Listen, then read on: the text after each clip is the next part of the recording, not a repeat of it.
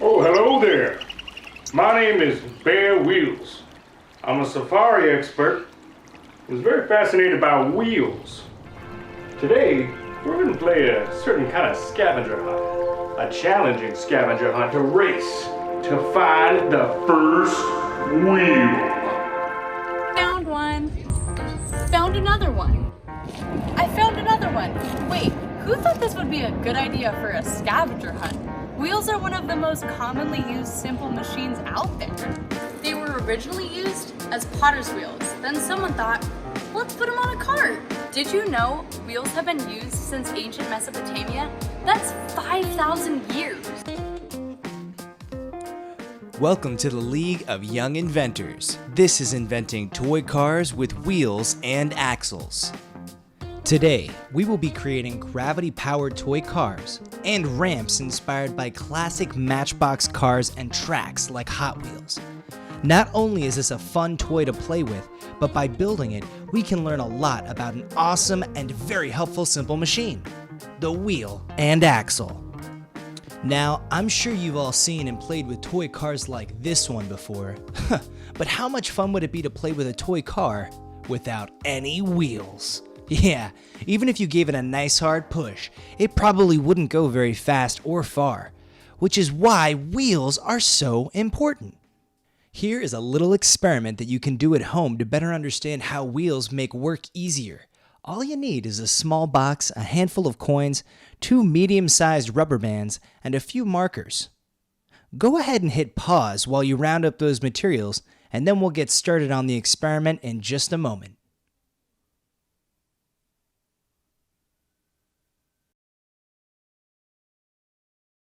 The first thing you'll do is put all the coins you have in your box. Next, you'll connect the rubber band like this and wrap one around your box. Once you've done this, lay the box flat on the table or the ground and try and give it a pull. Is it easy or hard to pull? Hit pause if you need a while to try this out. You can see here that even though I am pulling really hard, I'm only able to move the box a little bit or not at all. I'm guessing it was hard or impossible for you too. But now, let's try adding a few markers beneath the box. You can see that this made it much easier for me to pull the box forward. Go ahead and try it yourself. Hit pause if you need to.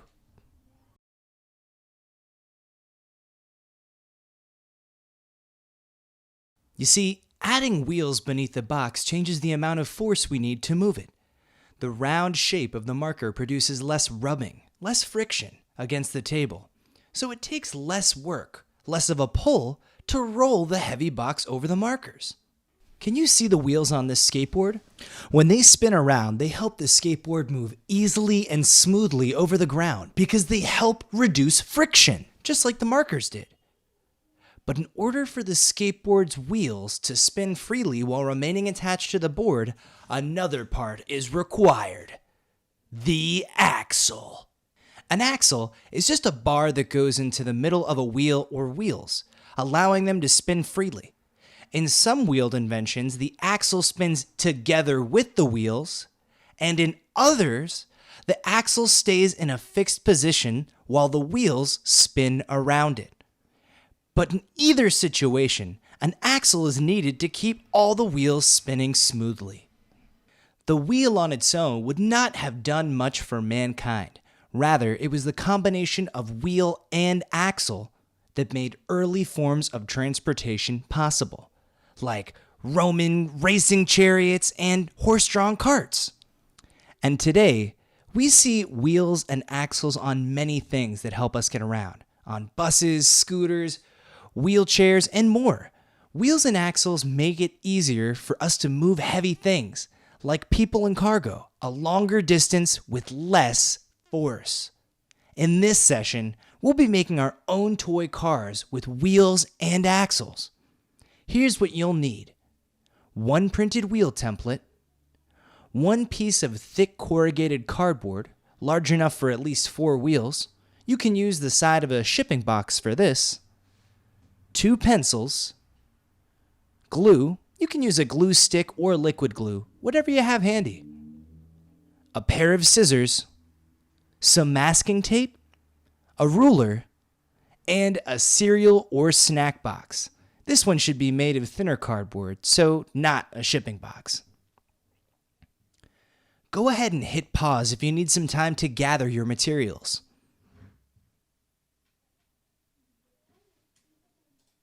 So our first step will be to make the wheels. Right now, I'm going to walk you through the first few directions, and then I'll give you some time to pause and make your wheels on your own. Take your printed wheel worksheet and glue it down onto your thick piece of cardboard. Then choose 4 of the wheels for your car and carefully cut them out. If you weren't able to print out the wheel worksheet, you can just trace 4 circles onto your cardboard using a cup or a roll of tape.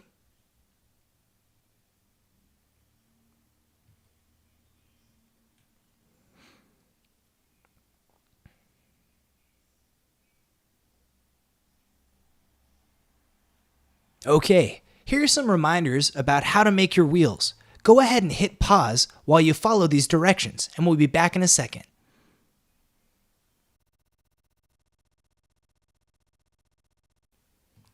Now you're going to create the base of your car. The first thing you want to do is take your box and cut off one side so that you end up with a piece of cardboard that is about 3.5 inches tall by 6 inches wide. If you have a macaroni box, one side is a perfect match. If you're using a cereal box, you can use a ruler to measure it out and draw your box to those dimensions. Hit pause and then cut out your base. We'll be right here waiting for you.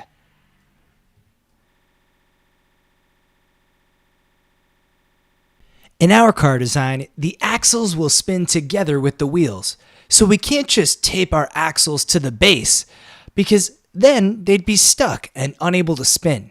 So we have to add a new part called bearings. Bearings keep the axles attached to the car while allowing them to spin smoothly. So let's make some bearings so that we can attach some axles to our base. To make the bearings, you're going to cut out the other side of your box.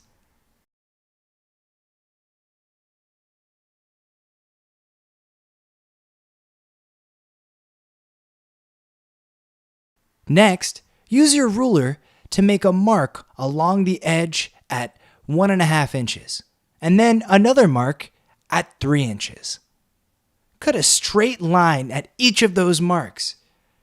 You should have 2 strips of cardboard that are each 1.5 inches wide.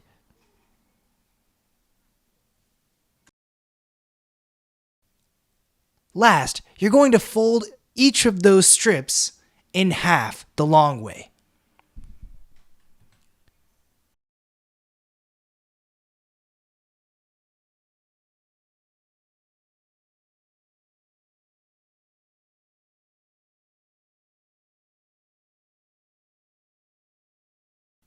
Hit pause and follow these steps to make your bearings.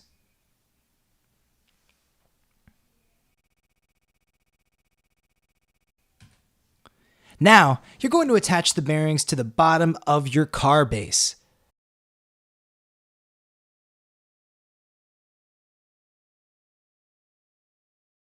Make 2 straight lines about 1 inch from each end of your cardboard.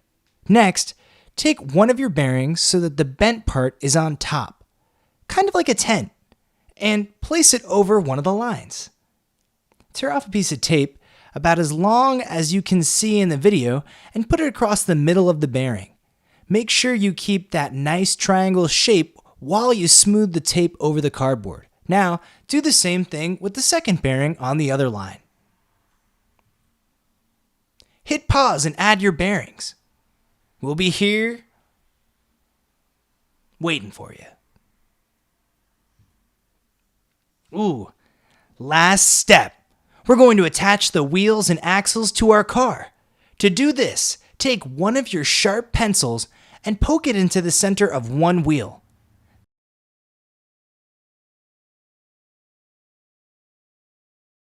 Then slide that wheel all the way to the end. Take your pencil and put it through one of the bearings. Then poke it into a second wheel, sliding it into the pencil on the other side.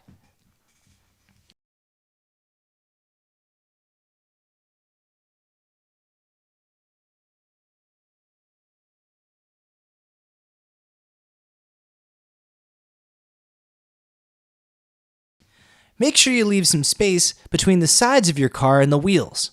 Then do the same thing with the other wheels.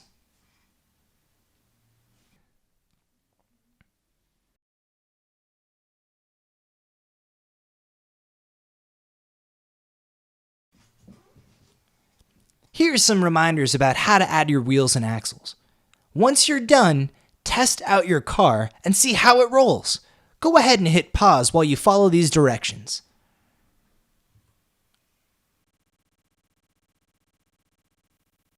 Okay, so we have our toy car. How can we make it go? We can use our own energy by giving it a push. Some toy cars have batteries, but there's something else we can use to power our cars. Any ideas? How about now? Yeah, like many early Hot Wheels racetracks, we can use the force of gravity to pull our cars down a ramp. Gravity-powered toy cars, large and small, have been around for a while. These homemade soapbox derby cars are powered by gravity, and so are these small cars in the Pinewood Derby, a competition where kids build their own miniature wooden cars and then race them on a sloped track. This is a video of one of the races. These tiny cars are built for speed. So for our next challenge, you will see how far you can get your car to go without pushing it, by experimenting with ramps. To make a ramp for your car, you will need masking tape, a long piece of cardboard, a stack of books or magazines, or another box. Go ahead and hit pause while you gather these materials. To make your ramp, just use 2 pieces of tape to attach the top of your long piece of cardboard to your tall stack of books or your box. You want to make sure that there are no bumps for your car to go over, so you can even fold the top of the cardboard to lay flat on the books like you see that I did here. Hit pause when you're ready to make your ramp.